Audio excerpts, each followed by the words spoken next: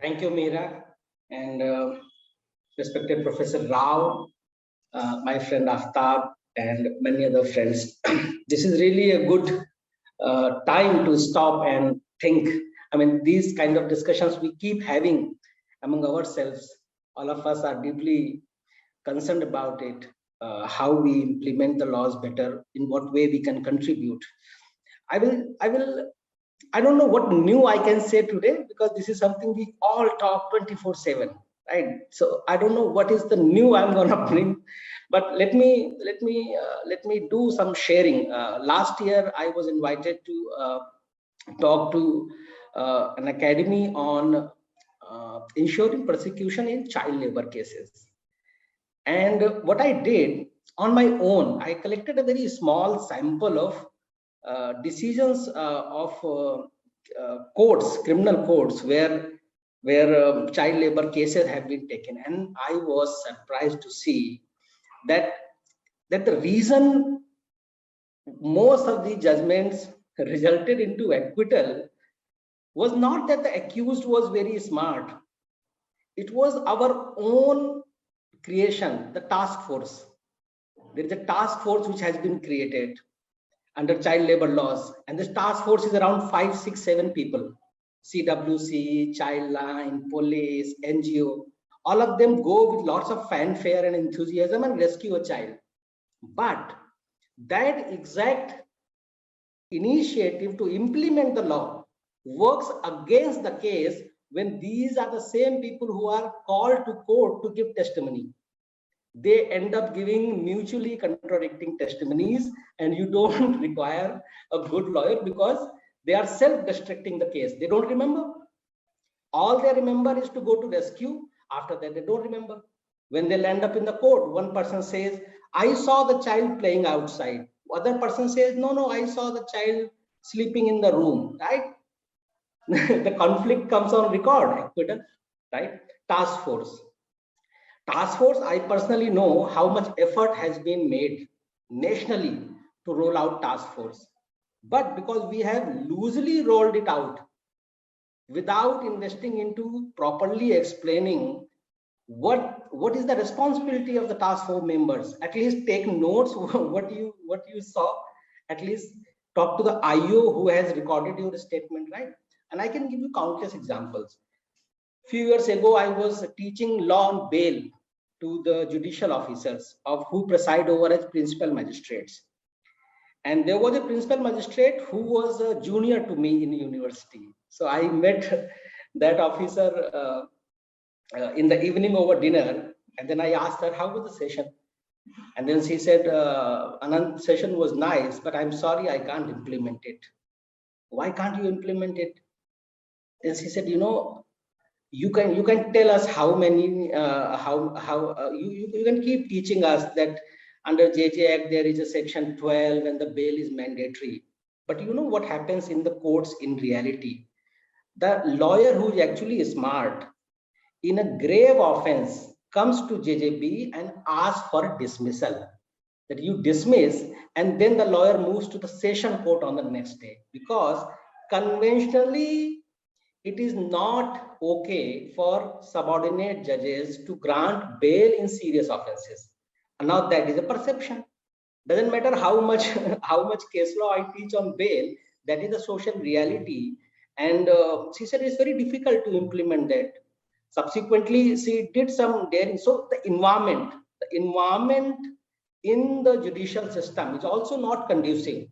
Look at look at the look at the like, for example, if I am a principal magistrate, if I implement JJ Act, I will damage my own career.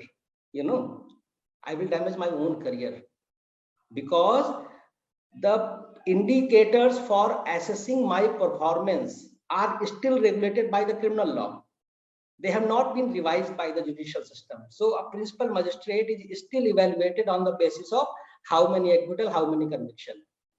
So suppose if I terminate 300 cases on the ground of delay, I lose all the cases where I could have generated points which would have counted, in my promotional career. So talking about implementation is like the goal post runs so fast that we are unable to catch it. The moment we catch it, it gets shifted 2 kilometers ahead. That is the crisis where we are as of now. In past 15 years, let me remind everyone how many laws we have created for children, right? Around 10 laws since 2005, CPCR Act, right? CPCR Act. Now look at the commissions have turned themselves into mockery. The way the cognizance is taken, the way the inquiries are conducted. Why we still have a faith in the National Human Rights Commission? Because at least they know how to take cognizance, at least they know how to conduct inquiries, at least they know how.